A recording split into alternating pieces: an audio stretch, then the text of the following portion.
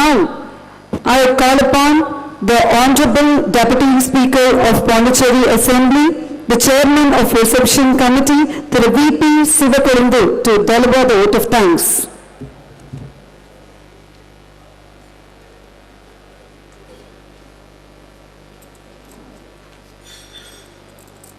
திரு V P Sivakozhundhu அவர்களுக்கு Thiru doctor Sampath அவர்களை பொன்னாடை போட்டி கௌரவிக்குமாறு கேட்டுக்கொள்கிறேன்.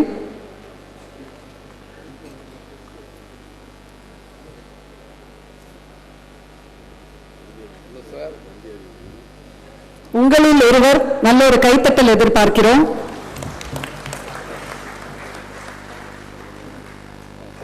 உங்களது நன்றி உரை sir.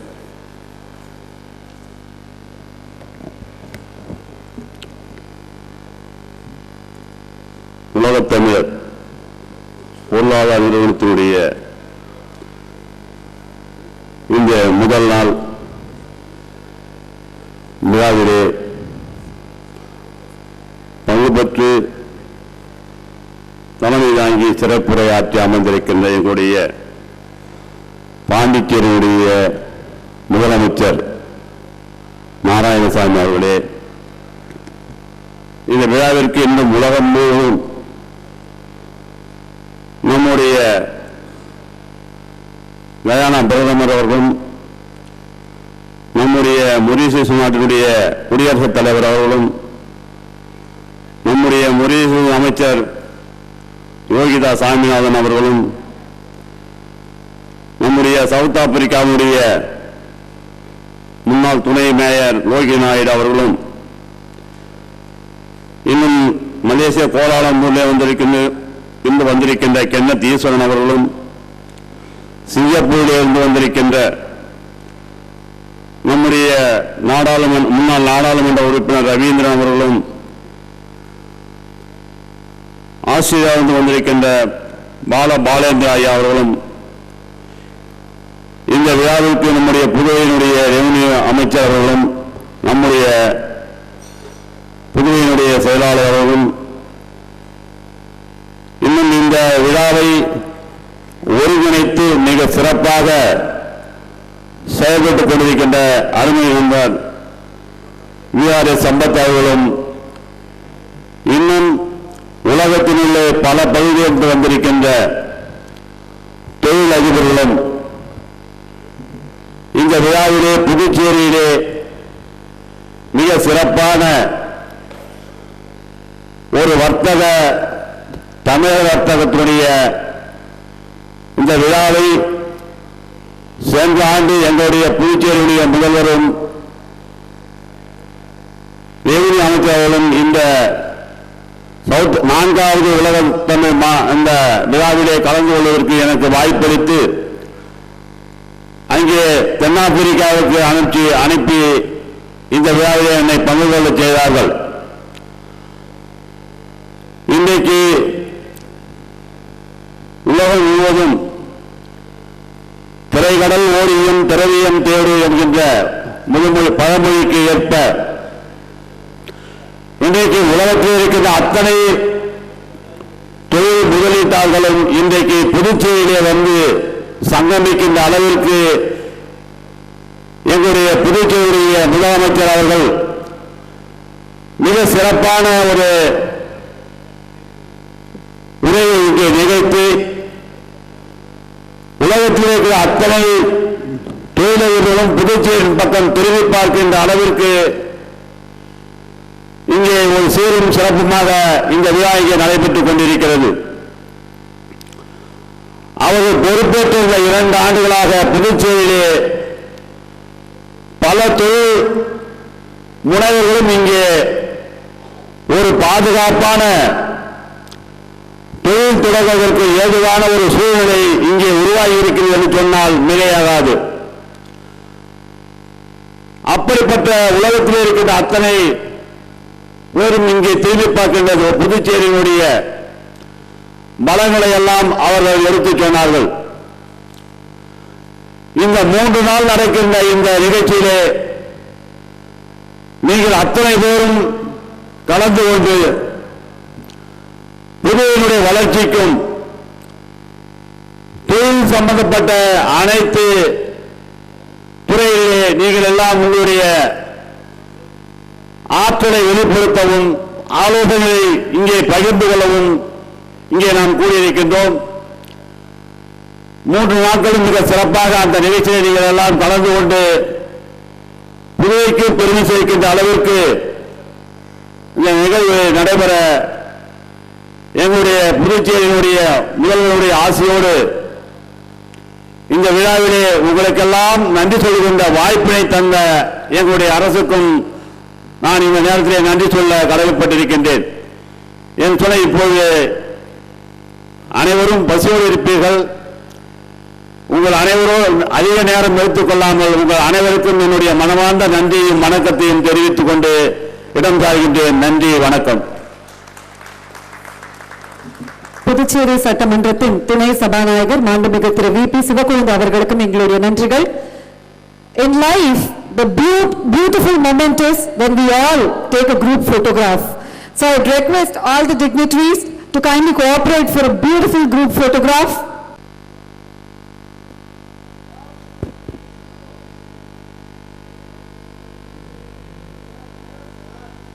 All say cheese.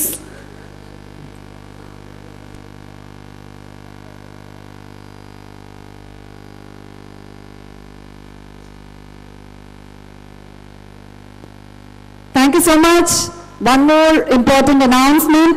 So in the beginning, we all heard a beautiful song depicting the beauty and the prestigious values of Tamil Nadu. As I already told, that particular song was penned by a famous lyricist of Tamil cinema industry, who is none other than Mr. Viveka. He is given his presence with a huge applause. I request Mr. Viveka to come on the stage, and I request Dr. Sampath to honor Mr. Viveka. Huge applause for him. Viveka அவர்களை பற்றி அறிமுகம் தேவையில்லை. அவருடைய வார்த்தைகள், அவருடைய பாடல்களே மிகப்பெரிய அறிமுகம். அந்த பாடலை நம்மளுடைய மாநாட்டினை சிறப்பிப்பதற்காக அவர் எழுதியிருக்காரு. அதுவே எங்களுக்கு பெருமிதம். ரொம்ப நன்றி sir. Thank you so much one and all. First half வந்து ரொம்ப சிறப்பாக முடிஞ்சிருக்கு. For that I have to thank the dignitaries. Once again, thank you all for coming and gracing the conference. As I already told, முதல் session evening 6 மணிக்கு நடக்க இருக்குது. 2 மணிக்கு நடக்க போற அந்த செஷன் வந்து இப்பல இருந்து அரை மணி நேரத்துக்கு அப்புறம் நம்ம ஆரம்பிக்க போறோம். So your lunch break is only for half an hour. After that we all have to reunite for the second session, which is a most important session. So people who have not registered, kindly please register making your payment and please cooperate. Thank you so much. Enjoy your delicious lunch. Thank you. Dignitaries present here. We had an excellent inauguration in the morning, and though a bit late due to various unavoidable reasons, it was very vibrant and very interesting and promising for the future. So, world over, we need to cooperate, we need to develop bilateral, trilateral, multilateral, agreements for free exchange of, goods and services, etc. That's the most important thing. That's why groups are formed, every country, NAFTA, APEC, ASEAN, SAARC, everything, European region, everything all over the world, things are done like that. So that merchandise can move anywhere, money can move anywhere, and tax can be fixed. So that no ambiguity, everything is very precision. That's how the economy is growing all over the world. கொஞ்சம் தமிழ்ல பேசிட்டு போனோம்னு சொன்னா, sir என்னுடைய அருமை நண்பர் TKS. Elangovan பாராளுமன்ற உறுப்பினர் இருக்கிறார். அவருக்கு என்னுடைய தனி மரியாதை. அவருடைய தகப்பனாருக்கு நான் மரியாதை செய்தவன். அவரை போல ஒரு தத்துவ மேதை யாரும் இல்லை. A very learned person. He is also very learned. I take this opportunity to thank him and his family. Fine. See, the topic given here is funding and finance. It is a complementary. Funding for the project, finance for the business. Very simply speaking. So, long-term finance becomes funding. Short-term, the same thing becomes only finance. So, there's no big difference between finance, funding for finance, etc. Right? So, நம்ம நாட்டில் வந்து India வந்து இந்த ancient டேஸில் we were doing about 25% of world business. இப்போ வந்து 2% கூட நம்ம நடத்தலை. ரொம்ப வருத்தமாக இருக்கு. 25% நாம, China வந்து about 26 to 30% for thousands of years. So that is the kind of country we are in. எல்லாரும் know thyself னு சொல்லுவாங்க from Socrates. Have you ever understood what we are?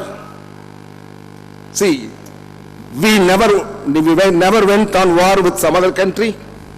We never colonized, we never exploited others' wealth, and whereas we accepted every faith, every belief, and every principle, every economic principle we accepted. Communism, socialism, capitalism, everything we accepted. This is the country we are. And one thing we have forgotten, this country the history has been distorted and written wrongly. Still we have not written the modern history by our patriots. We have not written. The foreign occupiers have written a distorted history about India, and we have not got the true picture. The Cholas had gone on maritime and started export and import about 1,000 years before. They had occupied or developed collaborative relationship with 13 countries. So this is the kind of culture we are. So we have a big success history. We have a big finance history. We have not put it to young people these days. So now, if you look at Thirukkural, for example, Aram, Porul, Indam. First, principles, honesty, sincerity, all the virtues first. And then Porul, that is money, more or less product and money, finance.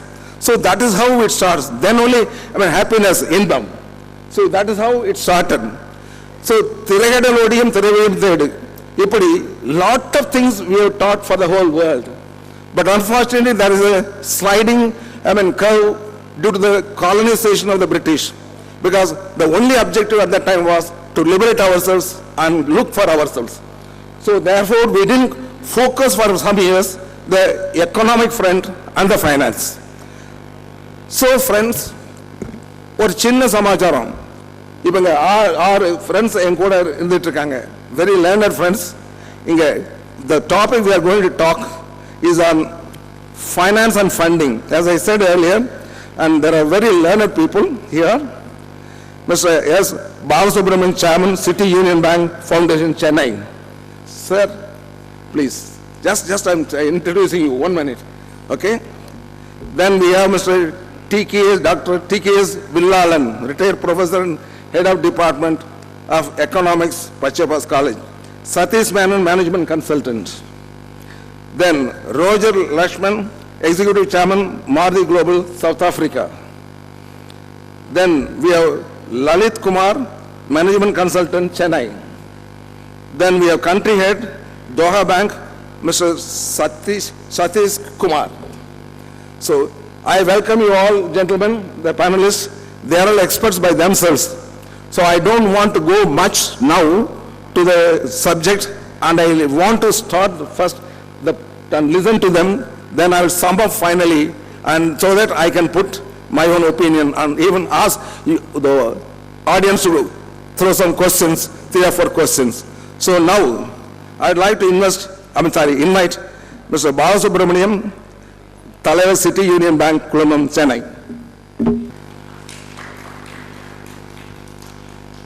I thank Dr. Sampath and other organizers for having invited me to participate in this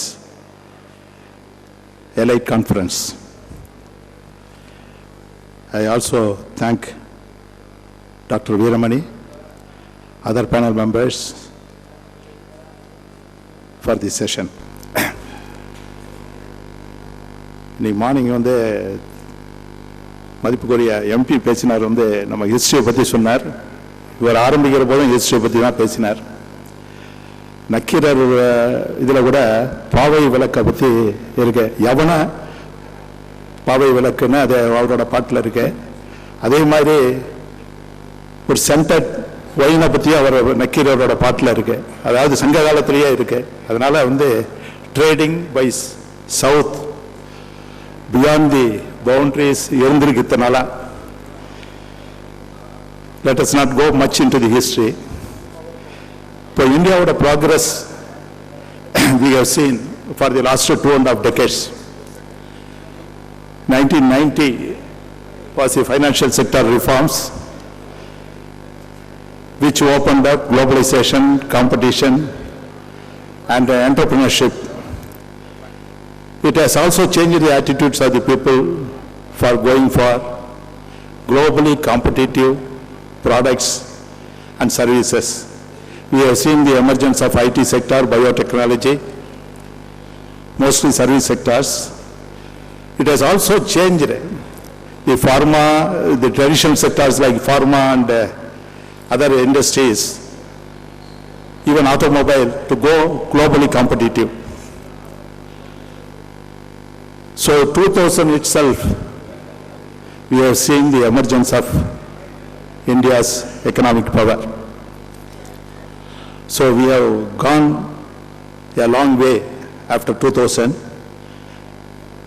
Our GDP per capita income was, in 2003, it was roughly $550. It almost doubled in 5 years, and presently it is about $1,963. Definitely we are moving ahead. Another advantage what was also talked about the Indian economy is the demographic changes. By 2020, 50% of the population is going to be less than 30 years. Definitely we will have an edge over other countries because of the age factor.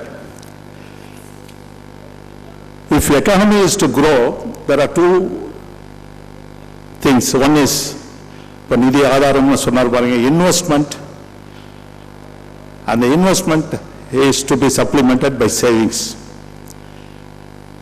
Actually, if you look at the way in which Indians are doing, in fact, we escaped the global meltdown only because of the savings. Because our savings from 26.5 to, it went up to 35% of the GDP. Otherwise, we would have also seen the meltdown in 2005 to 8, we would have gone down.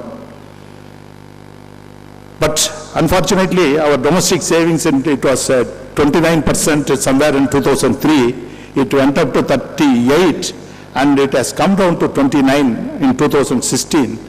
And this trend has to be reversed because we need savings for capital formation. Unless capital formation is needed only, we cannot depend too much on foreign investments for which the capital formation should come. Of course, it is slightly offset by market investment by some of the investors.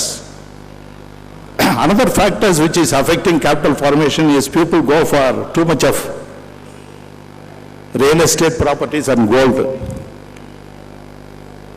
Gold ETF has come, gold bonds have come, yet we are almost consuming about 16% of the world gold production by Indians. These factors are definitely impacting the growth of savings, resulting in capital and investments. Of course, the government has taken initiative. Probably we'll have to see in the couple of years how probably the younger generation is not too much addicted to the gold. Probably we will see a better thing in the years to come. If you look at the economy to grow, there are one is corporates, big corporates, and other is MSMEs, what you call it as MSMEs. The large corporates, they have access for capital market, they have access for the bank credit also, other forms of credit.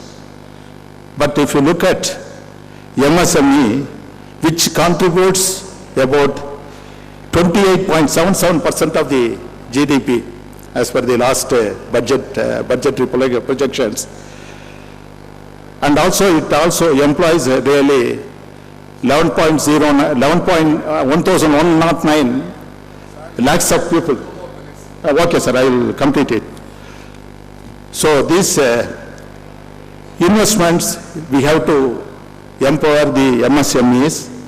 For MSMEs, the government has taken some initiatives like SME, IPO and BSE, NSE, Emerge and BSE, SME. We have come across some issues like issues for 430 crores and about 55 issues in NSE Emerge. But still, people have to be given some power. They must be educated. Unless they are educated to go for this type of regulated capital market, the capital market, they may not be able to get a soft capital. They can go for bank credit. Even bank credit, if you find that MSMEs are contributing only 5% of their need, rest of them is through NBFCs or from other non-banking financial institutions. This trend only because one of the factors is that the banks are now, after the implementation of Basel and other things, they are a bit hesitant. They are a little bit averse for going for the MSME sectors. Though the government and RBI have been encouraging it, CGC is there for up to 200, Credit Guarantee Corporation is there for 200 lakhs. Still, the bankers are to take efforts for do that.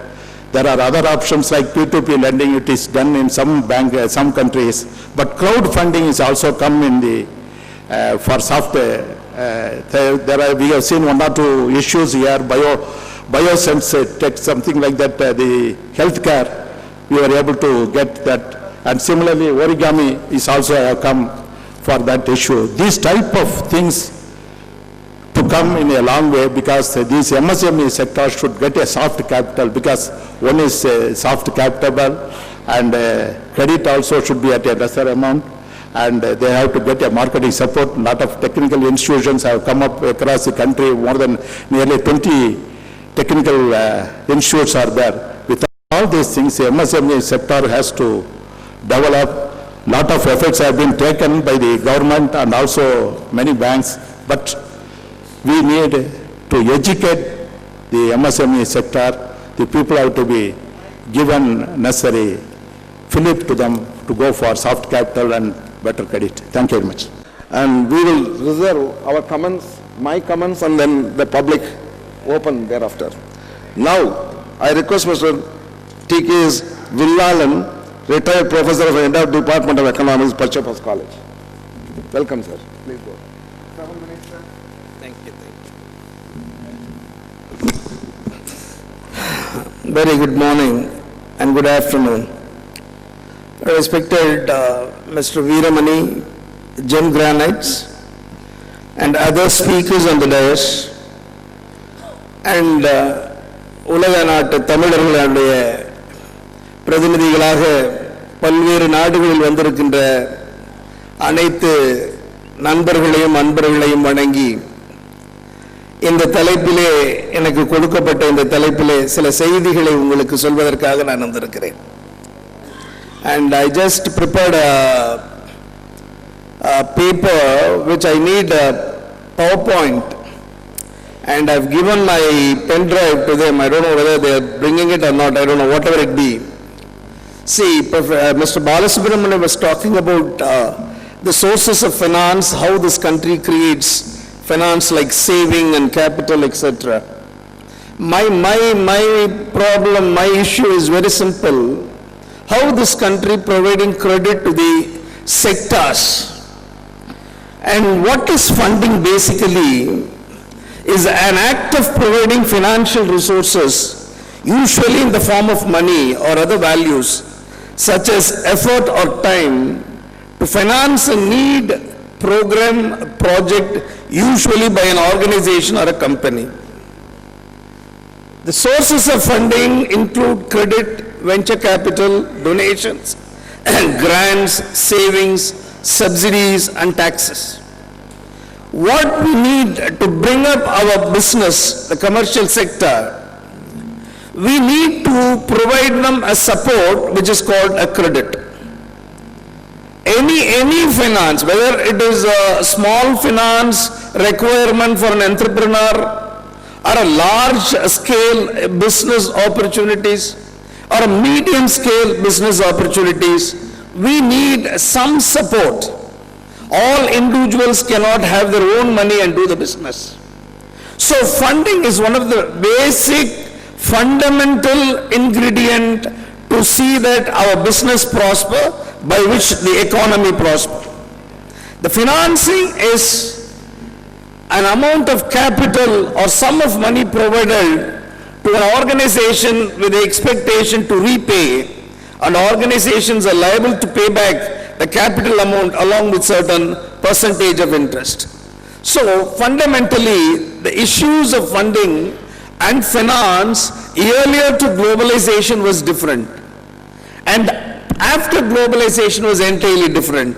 And I have a chart, I have prepared a chart, a sector-wise funding in India from 2010 to that of 2017-18, which I found that the non-food credit loans were increasing from 36,000 crores to that of 76,884 crores. And whereas the loan given to the sector like agriculture and allied activities, it has increased to 10,302 crores from 4,806 crores. Industry of micro level, small level and medium level has gone from 16,000 to that of 26,992 crores. And whereas service sector, which is a prominent sector in modern economy of India today, has gone from 8,000 crores to that of 20,504.71 crores. And besides that, the personal loans, the loans for the purpose of education and other personal matters has increased from 6,879 crores to that of 19,084 crores. And priority sector as an highest loan receiver from 12,624 crores to that of 25,531.87 crores. When you look into the share, you can see that the next chart I have given here, the share of the various sectors of non-food credit was 13%. It seems uniform in case of agriculture sector. It seems uniform straight line in case of industry sector, but it has shown a kind of an increase in a service sector and the personal loans. So we have loan received by the personal sector and service sector are large. Fundamentally, what we need more loan to agriculture and manufacturing and industry sector, which is something lagging in this country, and which means that there are much more scope and opportunities for agriculture and industry, where the sector, where anyone from all over the world or anyone from within the country can come with the projects and investment to raise the production and so on. And then when you look into the next point, I would say that the growth rate of various sectors of non-agricultural sector percentage. You have only 1.5 minutes. I'll finish it off. So when you look into this, what I need to say is this, very simple. It is easy to get a loan unless you need it. It is very easy to get a loan unless you need it. The problem here is that every economy wants to progress, grow, and every economy need a kind of a money. And the loan, the government institutionalized loan is much required. And you know the politics behind Indian loans, but I don't want to discuss all those things. The loans and credits are like the veins and bloods for a human to survive, for an economy to survive. The loans and credits are much important. It is the role of the government, it is the role of the private agencies and other financial institutions must support the interesting and involved sectors, and individual needs has to be definitely complied with. Then we see our economy prospering. And the unity of Tamil with the like-minded institutions that definitely provide assistance for a growth of industries or their investment. If loans are given freely, and then naturally unity of Tamil also will be a successful one, and thank you for that. Thank you, sir. Thank you for the wonderful presentation. And you have very simply, what you would say, crystallized what is that the country should do. When give finance for the priority sector, agriculture and industries when they need it. That's the crux of the whole thing. Whereas the other sectors, when you give it, how many employment produces, whether product is produced, just service, it is a natural graduation that's very important. Fine, sir, we'll do analysis later on. Now, the next speaker is Mr. Satish Menon, management consultant. Good afternoon, everyone. When I started or co-founded my IT company 25 years back, finding a loan was very difficult for us. This was in India of the 70s and the 80s, where somebody getting out to be an entrepreneur was kind of looked down upon. So people used to say, why are you going to start a business? You would be better off working in some good company, MNC company, or working in a government organization.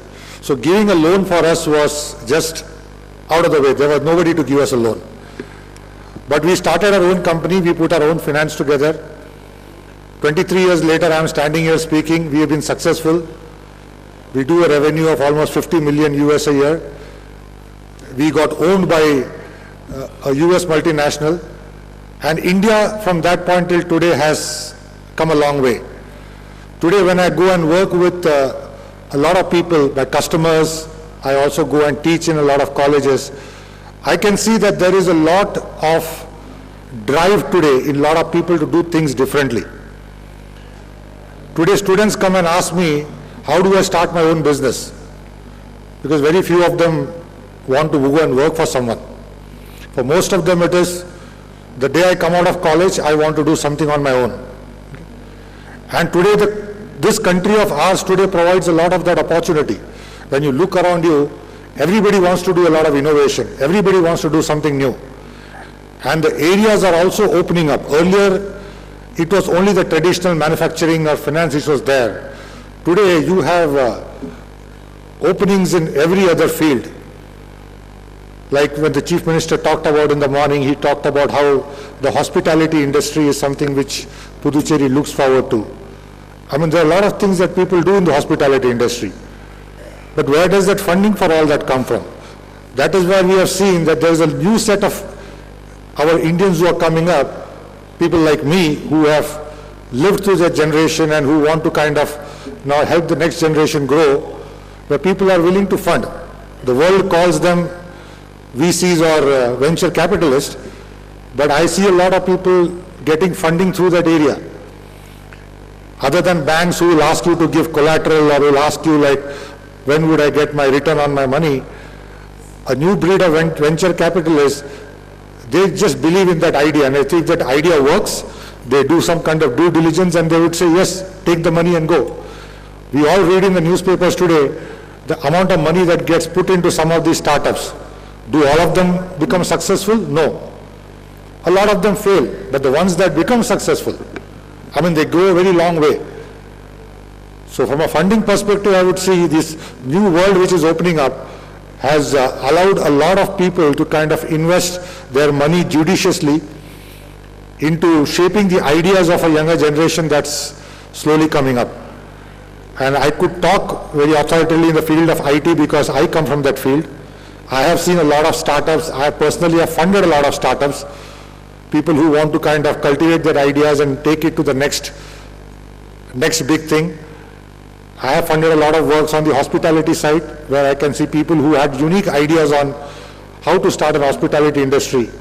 So they look for that funding and then they grow based on that. Funding from banks and other financial institutions still remain, but those again come with their own set of rules and regulations, which sometimes, in my opinion, may not kind of help grow the business in a faster manner, but they obviously, banks have to respect the money that they have taken from their shareholders, so they have their due diligence to do.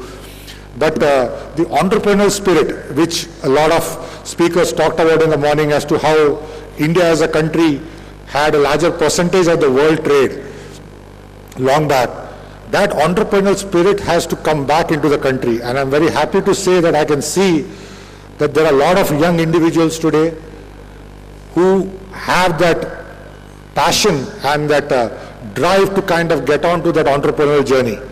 Failure or success doesn't matter to them. The point is, I've always kind of felt in life is that if you fail, that is a stepping stone to success. And when people are putting their money and telling you that here is the funding, go ahead and do it, that is where the entrepreneurial spirit in the country and in the individual kind of comes up. And when you see today, I was speaking to one of the colleges and they said that Google funded some of the students in the colleges with 17 lakh rupees to do some kind of a research and development. Now imagine a company like Google giving 17 lakh rupees to a bunch of students and telling them that go, create your next new idea. So that is the India that I think we are opening up towards, where Mr. Satish, you have 1 more minute. Thank you. So where funding from individuals and funding from corporates is helping to fund new ideas, new engines of growth, and helping people take the next great leap or risk to come out with a new product. Because as you see, every new product that comes out in the world goes through its turn of failures before it comes out into something new. And Apple iPhone is the best example. So if we want to kind of reclaim our place in the sun, and if we want to typically be known as a country that innovates and creates new products rather than supports something which has already been created, I think entrepreneurial funding or VC funding is the need of the day. Thank you very much. Thank you, Mr. Satish. I mean, wonderful. I mean, I'm very impressed with the finance need to be handled judiciously, and entrepreneurship skill and the spirit need to be promoted and encouraged, and funding need to be timely, secured. These are the main points that you've said, and I appreciate you said.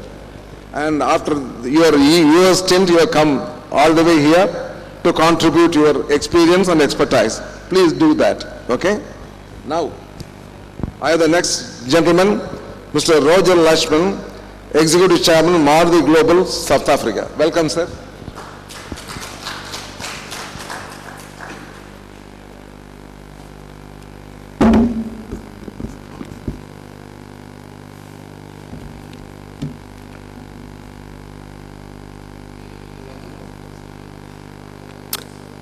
Program Director, Dr. VRS Sampath, the convener of this 5th Tamil Economic Conference Session Chairman, my fellow speakers on the dais, all dignitaries, special guests, business leaders and friends.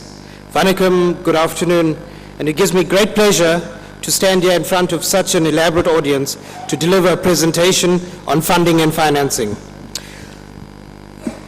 To begin, let us define what funding and financing is.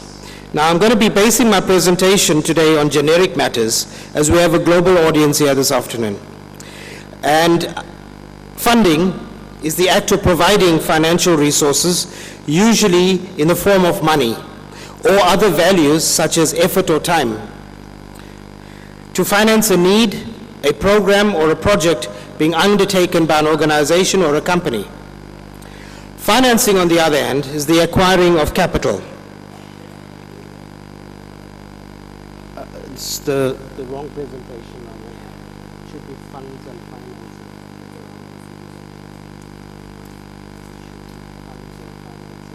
This is the wrong one. Why would there be a need to reach out for funding or financing?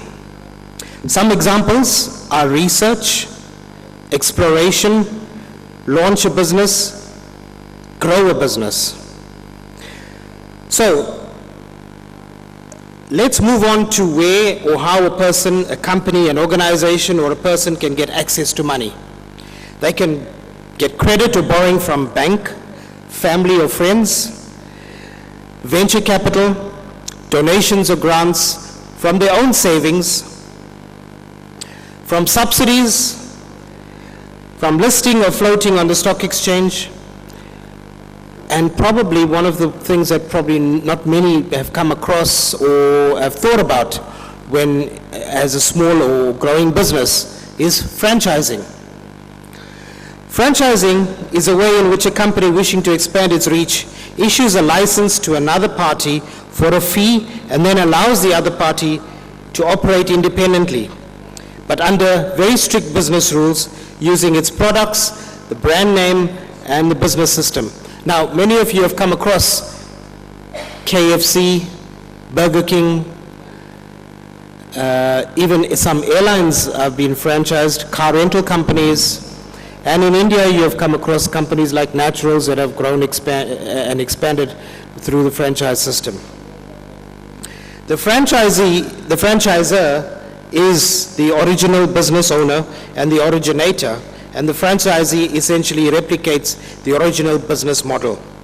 While franchising as a model has many advantages for the franchisee, there are many advantages for the franchisor, because a franchisor gets access to capital, franchisees are usually very motivated managers and able to run the business.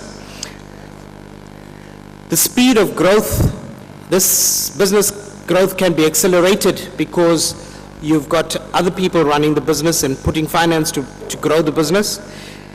Supervision is left in the hands of the franchisee with oversight from the franchisor, and easier penetration into small, harder to reach markets. There's obviously a reduced risk as the franchisor doesn't need to go and apply for financing through banks, etc., to get money for funding the business growth. For a company to become a franchisor, it should have the capacity and the willingness to take on the responsibility of creating and monitoring business rules, innovation and marketing, and creating a competitive supply chain. They should also understand that the business requires the skills and the willingness to mentor and support third-party franchises. The following criteria must be in place to have a franchise. Number one is the market for the business products or services must be substantial and sustainable. The product or service must be differentiated meaningfully to its customer base. The brand should be distinguishable and be registered, probably under a trademark agreement, and one more minute, please. the franchise unit should also be profitable after paying franchise fees, which are usually based on a monthly basis based on revenue. So though 8 of 10 franchisees succeed, there are some who still obviously don't make it, but the shortcomings can be prevented by managing the franchisee in an equitable manner. So I hope I've given you a different perspective to funding and financing, and I'm happy to take questions later on. Thank you very much. Thank you, Mr. Roger, for the excellent propounding the futuristic things in finance. And his illustration, like credit facility, venture capital, donation, savings from ourselves, and again, earning money back by franchising and promoting the brand names, and what is the plus and minus of it, and how we can do. I mean, it's all very interesting, especially for the young people who can work on a long way. See, I used to make a small remark on this. Any plane we go, do we get idli? The South Indian food in our own Indian Airlines, Air India? So, unfortunately, we need to build this kind of brand when Saravana Bhavan and Adyar Anand Bhavan and other brands have already franchised in many countries. We should promote it like the Chinese, like the Japanese, and Mexican and other foods. So we need to value this franchising and spreading our own culture in the food. Thank you very much. And now I have our friend Mr. Lalit Kumar, Management Consultant, Chennai. Thank you. My dear friends on dais and off dais, I have 5 minutes with me, so I'm going to keep it straight to the point. Speakers over here have spoken on various topics starting from franchisee, franchisor, corporate-related experiences. I'm going to keep it short with respect to startups. Having advised more than 300 startups, 3 common problems which startups face. One is the first biggest problem an investor sees is how big the startup is in terms of scalability. Second, are there regulatory support for those particular startups? Third, is India providing the right support in terms of the funding and financing related? We have close to about 40,000 startups in India. Close to about $33 billion have come in India for startups related from 2014, of which 50% has actually come in 2017.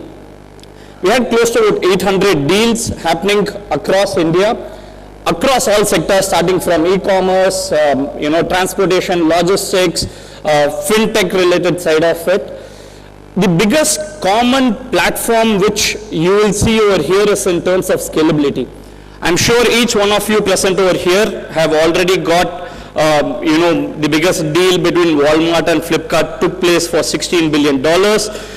I think that is the biggest example in terms of scalability side of it. Regulatory related side of it, we are seeing a lot of government related support coming up for startups. There are separate platforms being kept. We have the Atal Mission related side of it. Incubators, close to about 31 new incubators are being set up. So a big plethora of changes are taking place on that particular front. A very famous British novelist, Somerset, rightly said, money is like 6 cents. It will work only when your remaining 5 senses are going to work. Having said that, the average return an investor expects is close to about 13.5 to 14. The biggest platform in last 2-3 years which we are seeing is the SME exchange which has come up. We are seeing a lot of entrepreneurs who traditionally approach bank, pay the higher interest rate, moving now to this particular platform. The conditions are very, very easy. If you are having assets worth 5 crores and if you are in profitable for last 2 out of 3 years, you can go and list yourself on this particular platform. For me, this is one of the biggest game changers which is happening. We have close to about 250 companies. We had one company in Ambattur, who is into auto component. For 25 years, they were with the bank related side of it. And for that matter, any entrepreneur in India, their biggest dream is one day to list on the exchange. This particular platform is giving you that particular opportunity to go and list yourself. The conditions are very easy. There are, very less regulatory hurdles which is there. So life is very, very easy if you are going to list yourself and going to recognize. The opportunities over there is huge. The moment you are going to go and list yourself, across India you will be known. Due diligence becomes easy. The foreign investors are going to come hold, for the next round of investment which is going to happen. So please go and try out this particular platform, the BSE Emerge and the NSE Emerge. The conditions are very, very easy. Capital raise, if you look at, Bangalore has been the biggest capital raise related side of it. New Delhi is second, Mumbai is third, and Chennai is fourth. But the important trend over here to watch is Mumbai, Bangalore, and Delhi have grown just 1.5 to 1.8x of what they had got last year. Chennai, and more particularly, on the Pondi related side of it, we have moved close to about 6x. So if last year we got close to about $4 billion, this time we have got close to about $34 billion. So a big jump has happened in that particular front as well. Just to end this up, we have a few foreign delegates as well who have come up. So my pitch to them on why they should be investing in Pondi, Tamil Nadu, and more specifically in India as such. We are the highest ever generation of electricity in 2017. Highest ever urea fertilizer production, highest ever increase in railway capex expenditure, highest ever software exports, biggest jump in the ease of doing business where we moved on to 100th position. New highway lengths have been awarded in terms of the highest kilometers, highest ever production of ethanol, highest ever production of motor vehicles, highest ever output of coal, highest ever foreign exchange reserves. So end-to-end is a big opportunity which is going to play up. Just like what China was 30 years before, India is in the same inflection point at this point of time. Since 2014-15, the next 20-25 years is going to be India's year. All the very best to all of you. Thank you. Ms. Lalit Kumar made a wonderful presentation, with a positive note of the next 25 years for India, as China had been in the past 25 years. Very nice. And the startups, especially the startups, and how the South is getting more, especially Tamil Nadu, Pondicherry, this area is getting more.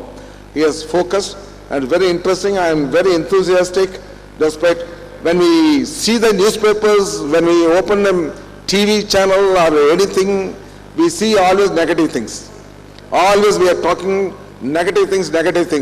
But as against this, our Lalit Kumar discussion today is very positive. I think you must give a write-up, all the friends here seated who have delivered so far the address. You must give a write-up so that we make a small booklet by this, for this conference, so that it can be part of the history. Thank you very much. And now, you need to go. So, country head Mr. Satish Kumar of Doha Bank is here. Distinguished guests, my fellow speakers, delegates. Before I start the session, I have a short video about Doha Bank for the benefit of everybody present here. Talk about the emerging trends in corporate financing and consumer financing. Traditionally, corporates and retail consumers in India have been relying on bank funding to meet their requirements. So if you look at corporates for working capital, corporates have been availing overdraft, short-term loan, LCs, bank guarantees. To meet their long-term requirements, they've been availing rupee-denominated term loans. Similarly, if you look at retail, all of us are familiar with the products which are available in the market. It includes personal loans, car loans, home loans, and consumer durable loans.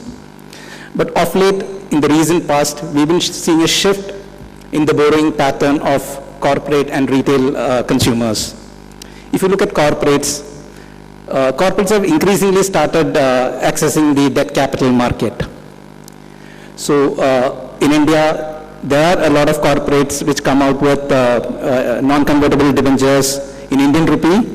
There are also corporates which are accessing the overseas market, which includes the US. US and Singapore are the predominant overseas market for bond issuances. Masala bond has recently come up. That's also picking momentum. If you look at the retail side, there has been innovative products which are coming up. Peer-to-peer lending is one of the products which is gaining momentum. Crowdfunding is gaining momentum. Similarly, banks have started offering instant loans. You just open your mobile app and there is an offer from a bank. There is a pre-approved loan available for you. So gone are those days where you have to be in the branch, spend days together in the branch to avail a loan. So these are the emerging trends. Let me get into the details. So in India, the debt capital market is still evolving. Typically, corporates who access the debt capital market are the better rated corporates, which includes the AAA rated corporates and the AA rated corporates.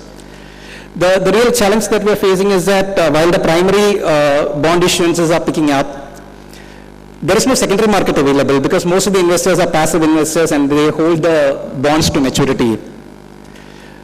The other reason why the lower rated clients are not able to access the bond market is because of investor concerns on security. With RBI implementing the insolvency and the bankruptcy code, the delay in making recoveries from stressed assets is coming down.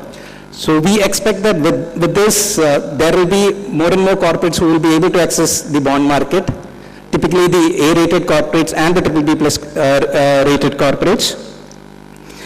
Similarly, increased participation from insurance companies and pension funds who have long-term funds will help deepen the Indian corporate bond market.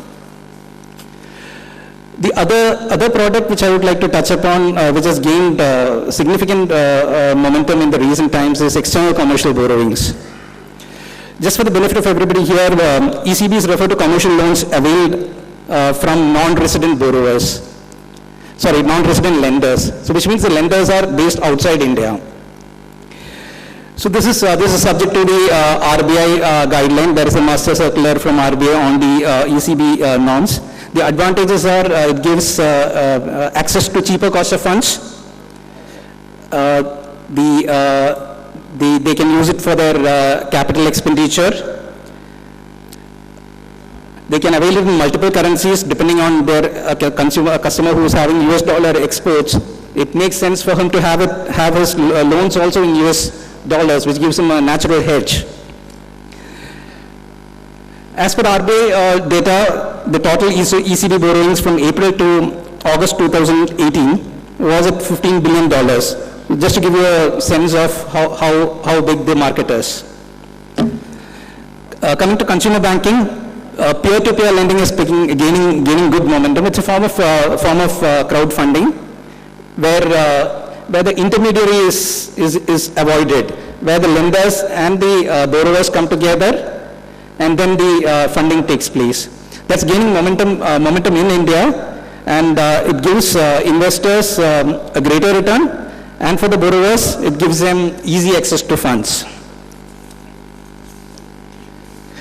The other product, as I mentioned earlier, are the pre-approved loans, where banks have started providing pre-approved loans, be it vehicle loans, be it personal loans. Just by clicking your, opening your mobile application and clicking a button, you have access to these loans. The advantage is that you don't have to, in fact, the banks have started doing this without documentation or very minimal documentation. With that's what I have in my session. If we can play the corporate video.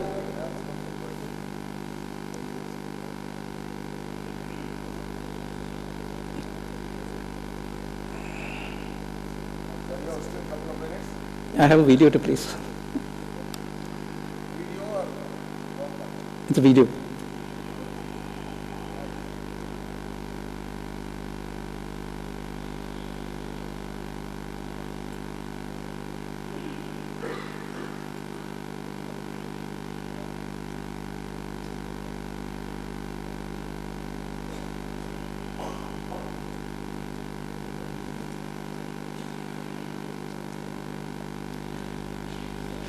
So let me just give you a background about Doha Bank. In India, we have 3 branches. We have a branch in Mumbai, we have a presence in Kochi, and we have a presence in Chennai. We are also present in 15 countries through representative offices. So this helps us. We are present in Sri Lanka, we are present in Nepal, we are present in Bangladesh. So customers who are having exports to these countries, we can look at export funding. So we have bank limits on most of these banks in these countries. So that's something which we can do for corporates in Tamil Nadu and in India. So similarly, we have a full-fledged operation in Chennai, Mumbai, and Kochi, where we can look at the traditional products which we have been discussing. We're also doing structured products. It's a full-fledged operation where we do both corporate banking and consumer banking. I think they have difficulty in playing the video. I take this opportunity to thank Sambat sir and the organizing committee for giving me this opportunity to make this presentation. Thank you. Thank you, Mr. Satish Kumar. I mean, you made a good point, particularly on the point of emerging trends, consumer finance, as well as for corporate finance for projects. So this is a very important topic, and you also said debt capital markets and the challenges and the bond matters, which is not matured so far in our country, and accessing funds, how we can do that. And but one point, the common man on the village doesn't go and reach these kind of areas. He wants to know where is the finance quickly available for his need. And delay makes a loss, he is sure that he can make some money. and pay back the loan on a time-bound basis. So he naturally goes to NBFCs, where many times within 2 weeks, even sometime within a week, he gets the required finance. So the time is the essence in some financial decisions as to where one has to go and source it. So I would like to sum up and throw this house open for a few questions. I will take, because I didn't make my own presentation, so I will make it and finish it very quickly.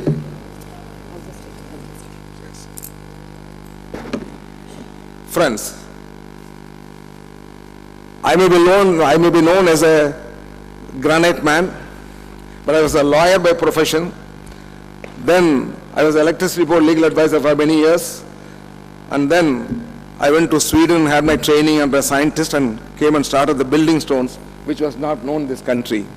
There was no Export Promotion Council. I got an Export Promotion Council, where I became again the chairman of it. Now I become the president of it, which is exporting about $20 billion in this.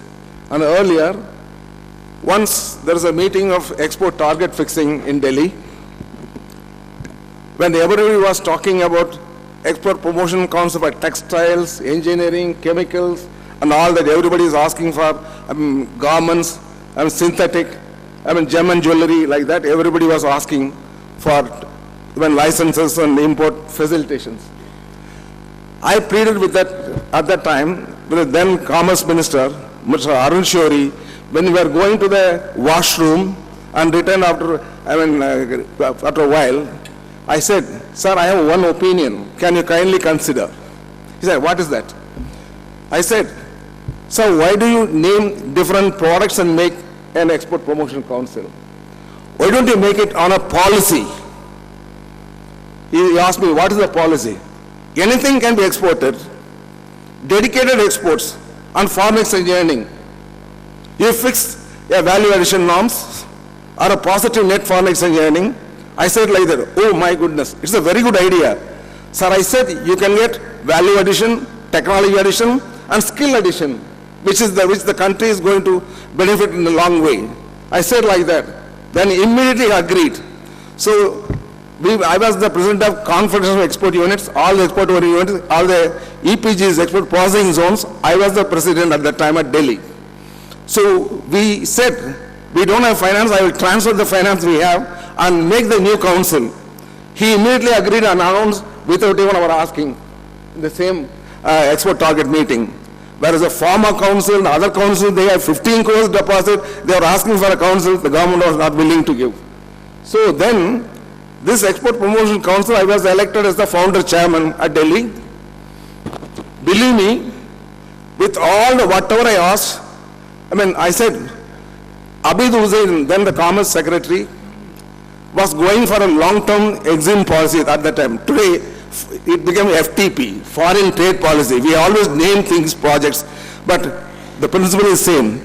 So he asked, give me something, a dramatic changing policy, some idea. Then I said, can I say something, sir? He said, go ahead. He always appreciates me because my forthright speaking. I said, sir, for government servants, you give so many facilities, pensions and other things. Railway servants, you give family and even after retirement, some concession for traveling. For everybody's government employee or quasi-government, there are some facilities. But what is the facility available for the foreign exchange earning servants in this country? Can you elaborate here, ask me. I said, I export, earn my foreign exchange and give to the bank, and the bank takes my foreign currency, takes a commission at a rate fixed by the RBI, then gives me the money, where I lose my foreign currency value. Then when I need money, foreign currency for my travel, or if I import of my capital goods or consumables, again they fix a different rate, and the bank earns some more money from me. Why should be there? Why not you have a foreign currency account, allow me a foreign currency account for exporters, whereby I can have my own account? I asked. Everybody was laughing and clapping, and immediately there itself, Abid Hussain said, we will agree this, and then started EFC account, Exporters Foreign Currency Account. It was not given by big corporates or the biggest houses in the country. A small idea from a small man came at that meeting. It had become a big revolution for this country. Then I asked for two more things. I said, why don't you allow me to pay the salaries and wages in foreign currency to my people? See, 100% export-oriented companies and special economic zones companies, the government had declared it will be treated as from foreign territories. When we are in a foreign territory, the currency is only a foreign currency, an accepted currency, not Indian currency, because Indian currency is not in the free market. We are not still we are afraid, okay? So then he said, that is a matter that the government has to decide. I said, sir, one question the bureaucracy will post. You are part of the bureaucracy. The Reserve Bank may object to this proposal, that to foreign currency. I said, every bank is under control of Reserve Bank, and every account is deemed to be under bank control, the Reserve Bank control indirectly. Therefore, the money will be only with the bank. Whenever I draw the money for any purpose, it will be accounted for properly, and therefore there is no problem. You please kindly take it and explain it. So first it was announced for 100% EOUs and SEZs, then every exporter got it. See, like that, I was involved in many things in the policies related matters. For example, the passport. The Indian passport has only 40 pages or something. We don't have many countries whereby we can enter without visa. So they were attaching pages and pages and sticking to it. And when we go Japan or some other country, Germany or USA, they used to show and hanging Indian passport, say, look at the Indian passport. I was ashamed. Then in one of the meetings I said, sir, why don't you charge more money? And why not you give a big passport book, jumbo book, or whatever. Collect the money. And if you need the book easily, you collect more money. Service, we pay always differentials for good services. I said, then it came. Then, import of gold. The first policy of the government, I'm coming to the finance, therefore why I'm saying you will understand. First, the government of India announced gold can be imported. By whom it can be imported? An NRI, continuously away from India for 6 months, can bring 5 or 6 kilos of gold, provided he pays the duty fixed at the time, 5% or so, in foreign currency. All negative qualifications.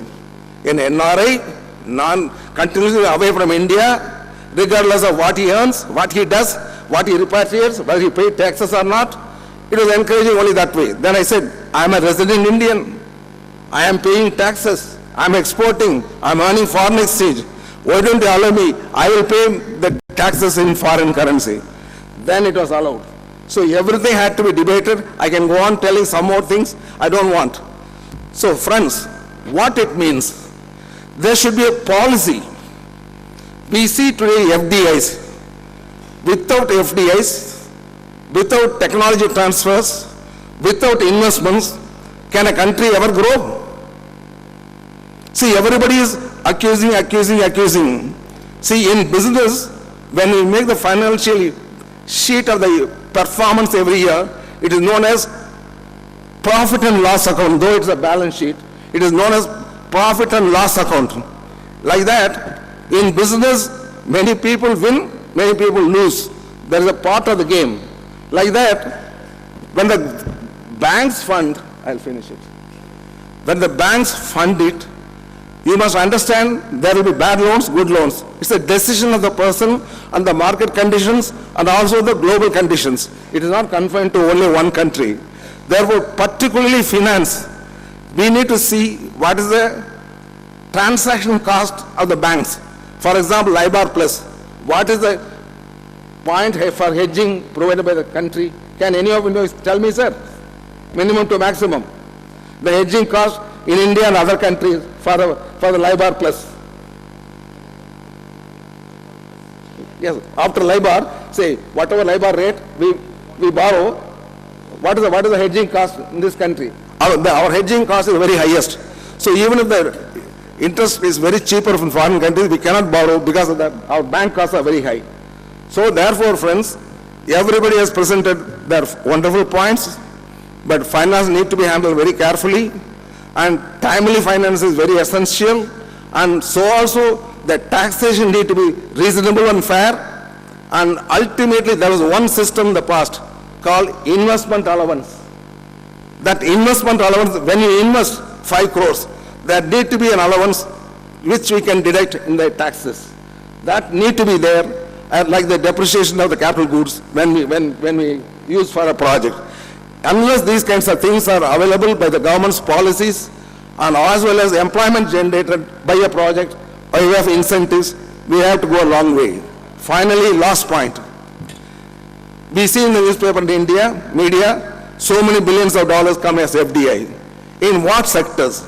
If it comes to a capital market and invest, and when the market goes up, encash it, take away from India. Then the market drops.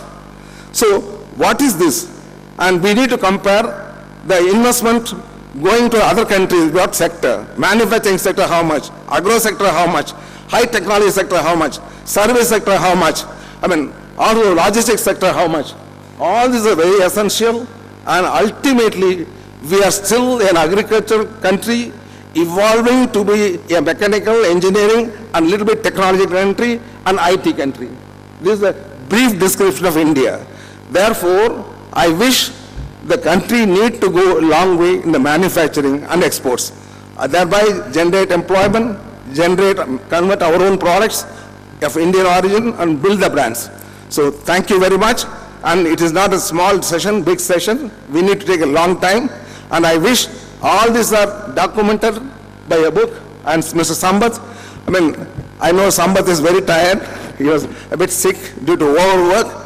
And we will all do that and make a point and good suggestion to the government also. All of you need to please put it in writing, give it to me. Thank you very much, sir. All of you, thank you. Thank you so much, Veeramani sir, for presiding this session. And I also take this opportunity to thank all the speakers for giving their valuable contribution towards the betterment of funding and finance. Thank you so much. Thank you all once again.